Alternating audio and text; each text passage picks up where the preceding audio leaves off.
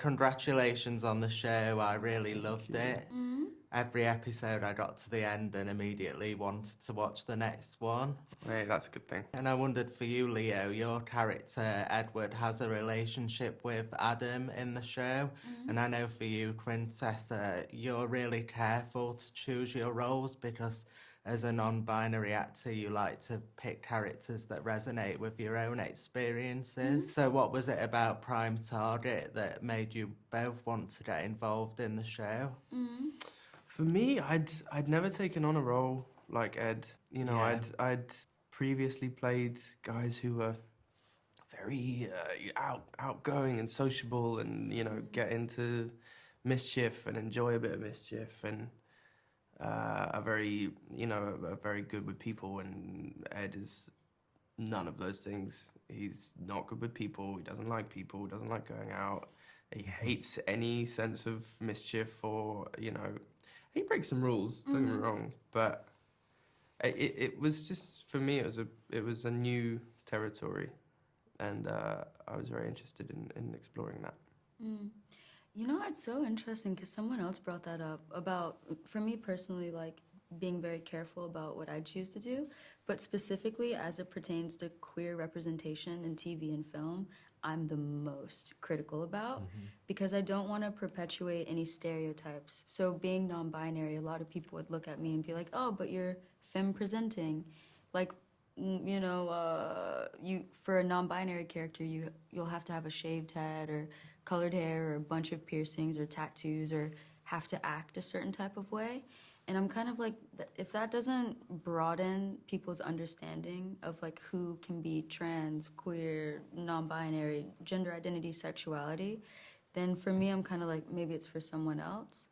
But as far as the queer representation in this series, I love how Leo's character is represented because it's not something that's very obvious. It's just like a byproduct of who he naturally is and doesn't need to be discussed, but rather it's more of a question about who he's decided to open his life to, which I really respected and I thought was something that I wanted to be a part of when looking at the broad scope of the series.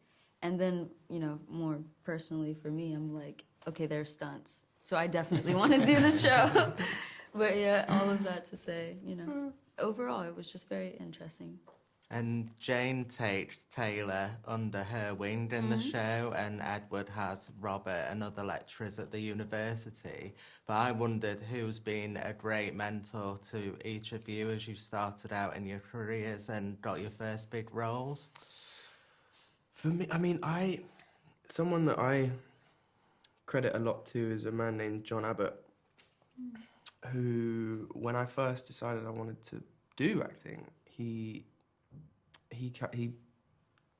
took me under his wing. He worked through a lot of audition pieces with me and monologues and Shakespeare monologues, and we would, I think, meet once a week and just go to work, and he really helped me build up my confidence to even audition for school and feel confident about my choice to do this. And then, you know, over the years, whenever I felt moments of doubt, I'd turn to John.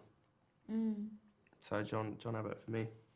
He was like your coach. I still consider him a mentor of mine. I'm thinking like just like actor, like front facing, but like in terms of teachers, there was one in Virginia that I worked with a lot, Ricardo Melendez, one of the most talented men I've ever met, like Shakespeare whiz, like. But then in LA, like Daniel Travis, who's my coach now, and then just in general as like an actor, like Aldous Hodge, I think has been the most like inspirational career-wise. Yeah. Well, thank you so much for your time Thank as you, well. It's mate. been lovely to meet you both. Back at ya. Thank you. Thank you so much. Your Take questions care. were so nice. I want to fight back. Let's burn them all to hell.